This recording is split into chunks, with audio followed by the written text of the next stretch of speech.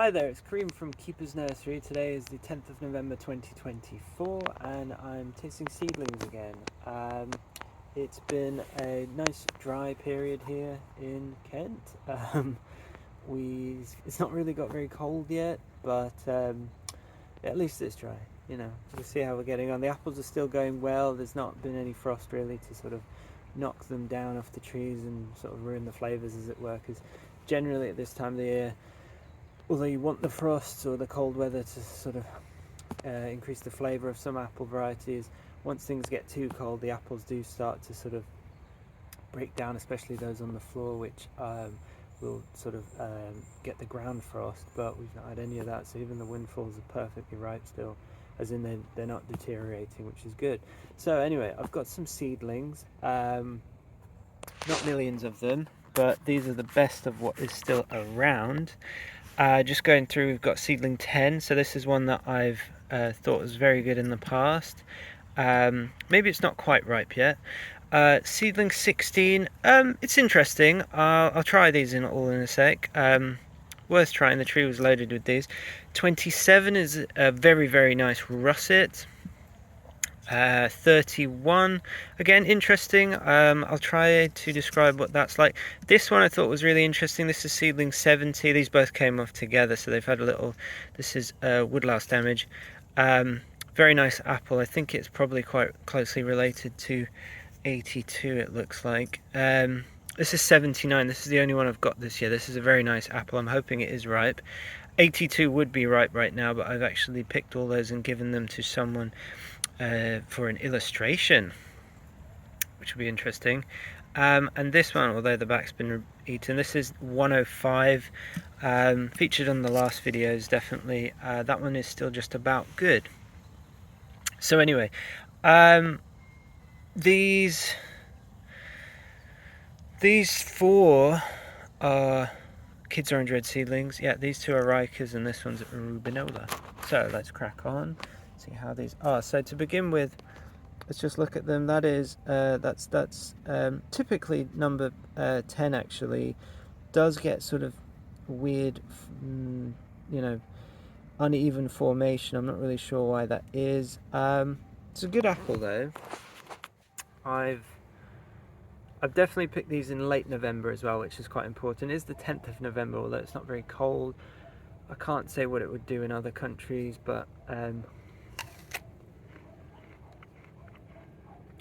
say it's almost ripe. The texture's there. It's not an overly juicy texture. The flavour is very nice. I think it does need a tiny bit more time to ripen, funnily enough. These late season ones are very late season for some reason, these seedlings, but they're good. Yeah, I like that apple. It does need a tiny bit more time. Number 16. Just to say, I mean, I should describe the flavour. The flavour's, it's a sort of light aromatic Cox flavour. It is sweet. It's just, you can taste it's not quite ready yet. That's why I'm not saying a lot. So number 16, I don't know if I've talked about this on a video. It's quite a pretty apple. Loads of these nice red things on the tree.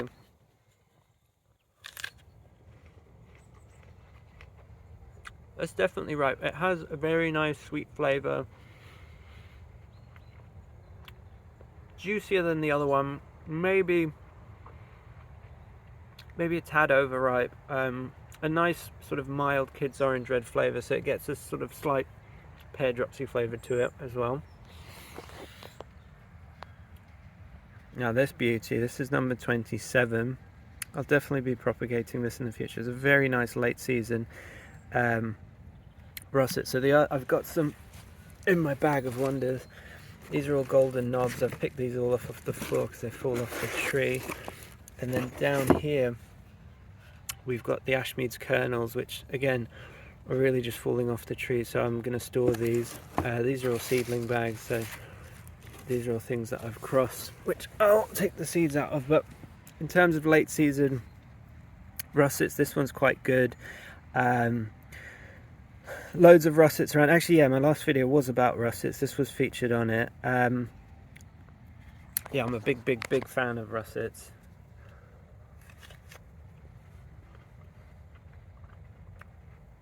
Yeah, that's a lovely, lovely flavour.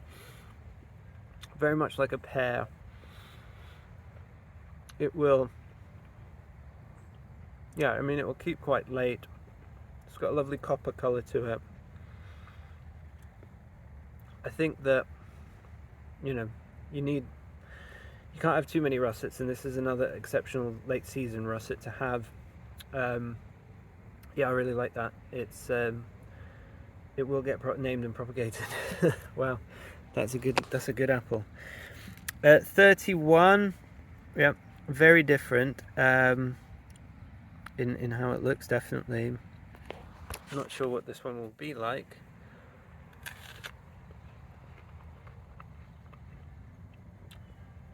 Yeah, very pleasant. Skin's quite tough actually, but juicy yet soft inside. Soft as in you're not sort of cracking off chunks of flesh. It's softer to eat, so it's not as hard work to chew. A pleasant flavour. It's balanced. It's not too sweet. A lot of these Kids Orange Red seedlings came out too sweet. That is very nice. I'd say the kids would love that. That is very nice. It's juicy enough that, you know, if every mouthful has lots of flavour in, and it's sweet. It's not particularly acidic, but it is balanced. You can tell it's sweet, but it's not just sweet. It has flavour. It has beautiful sort of Cots-like aroma to it. Yeah, 31. I like that apple actually. Yeah, I might propagate that one. So this was the one I thought was interesting today. This was my interesting find today, because it was still on the tree. So this is number 70. I've tried this a few times and I've thought, it's not that great. But this is exactly what happened with seedling 82, where I tried it once or twice and thought, it sort of looks like it might be a Golden Delicious crossed with a Riker or something related, and I didn't really think much of it until suddenly I tried it when it was actually ripe in sort of mid-November, and I thought, wow, that's actually a really, really, really good apple. And I tried it the next year and thought, okay, this is a seriously good apple. So yeah, 70 again. I've tried it a few times this year and thought, it's not really anything worth picking, or sort of, it's not exceptionally good in any way. There's nothing really wrong with it, but it's not great.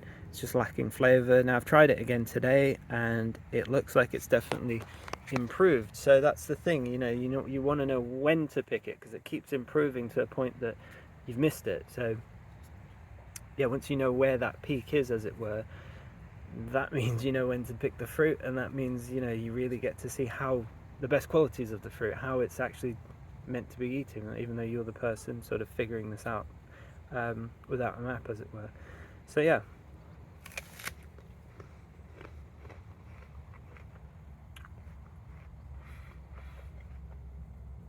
So again, very similar to the 82. I'd say it probably should ripen a bit more. It would, and that was the I can't remember the number. There was another one very similar to 82 I tried a few weeks ago. I'd say this one doesn't have as much acidity as the other two did. Sorry, I should remember what the other one was. I'm not getting enough sleep with the twins anymore. This one is sweeter, so this one is more like the Gala version. This one is, it's like a juicy, yeah, I mean, it is very similar to a Gala, and it's juicy and sweet. It has, I would say, some very good qualities.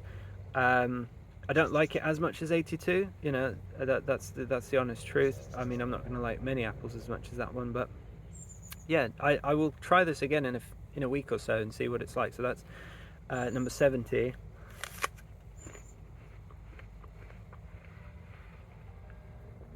There are no immediate problems with this apple. This is good.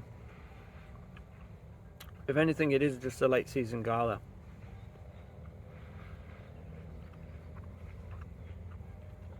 Maybe it'll improve. I can taste that it's not even quite ripe yet, because it's, I mean, I'd have to do a starch test, but I can tell that it's not fully sort of starch to sugar.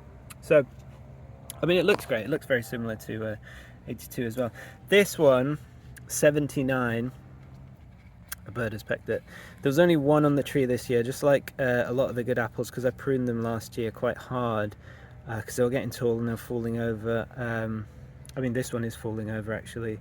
I need to sort of prop that one up with a stake because they're all on M9s, and M9s don't have roots, and I let them grow too tall. But anyway, 79 was very good last year.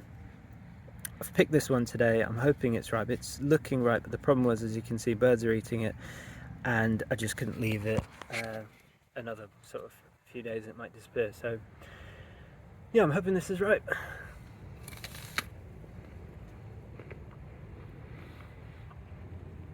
Yeah, that is really, really good. I will brick test this as well because it's another one of these apples that's very sweet, has some acidity. Now this is more like, initially it's a very rich sugar aroma, juicy rush in your mouth. It's yeah, that is very, very, very sweet.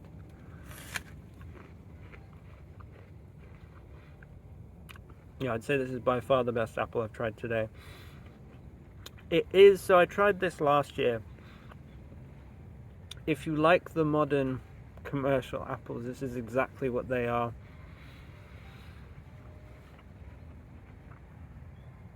You know, not the best type of apple for everyone, but I definitely think this apple is, you know, I'll definitely sell this apple as a late season apple. It's very nice.